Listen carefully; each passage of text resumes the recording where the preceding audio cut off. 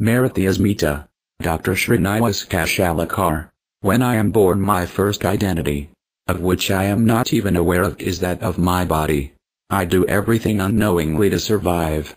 Subsequently, I begin to identify myself with my mother, father, family members, friends, nursery, school, college, village, language, culture, traditions, and so on. Gradually I start growing further and get awareness of nationality and the world in which I live. It is important to note that one identity is not contraposed to another, and I live with these identities in harmony. Just as I care for my body, so do I care for my parents, family, friends, school, college, spouse, children, society, village, region, nation, and world with an almost automatically developed sense of proportion. However, the life is not always simple and smooth. As I begin to internalize the concept of global unity or universal unity, the actions against the life and mankind start appearing as sins. I begin to sacrifice my physical wants in preference to these values I have learned and imbibed. This is how the process of rising above the identities, not denying them, begins. In the same manner, I begin to rise above my identity of family. If my family member went against the interest of mankind, not only this, I begin to rise above my identities related to my traditions, customs, rituals, religious practices.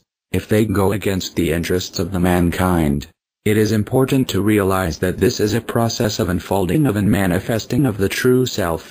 It is also important to realize that during this process I do not become the enemy of my body, family, institutions, village, region, my culture, religion, traditions, and my nation, and so on.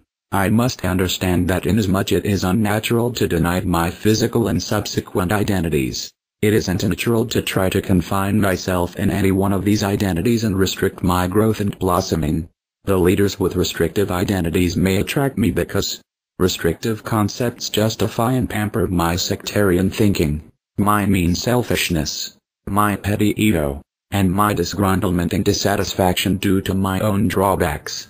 Not only that I may get enamored by some kind of chauvinism, but I may get trapped in fanatic and terrorist ideologies, which promote varieties of such restrictive concepts, due to my perverted sense of arrogance, pride, jealousy, envy, and so on. Today I am listening to the issue of Marathi asmita every day on TV. I must understand that restricting my identity to being Marathi creates a conflict in my mind when it comes to judging humane and inhuman acts. A person committing inhuman acts, if is Marathi, and a person serving mankind selflessly happens to be non-Marathi, whom should I identify myself with? Who should I consider as mine? Whom should I accept, love, and respect? This holds true for other identities such as my family, nation, religion, and so on. As well, there is no denial whatsoever that I am Marathi, but I am not merely Marathi. I must understand that seekers of truth involved in the blossoming of mankind, whether belong to any of my restrictive identities or not, are my soulmates. It is said that one of the simplest ways of realizing this isn't blossoming with the universe, is Namsmaran. It is up to me, however, whether to keep blossoming together with the universe, or get trapped in the restrictive identities and throttle my soul. This requires